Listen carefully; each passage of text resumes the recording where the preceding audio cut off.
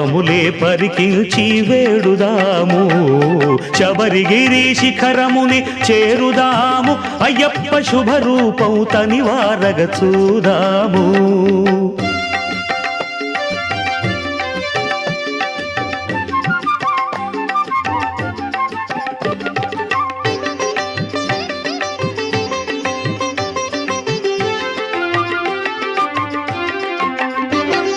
శ్రమలు ఓర్చి భక్తితో సన్నిధి చేరి అభిషేకము తిలకించి అలరుదాము.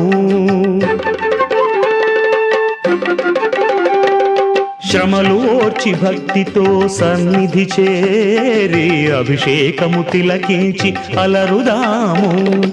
18 మెట్లపై ఉదయముదినా సదయ హృదయుని కొలువగ సాగిపోదము.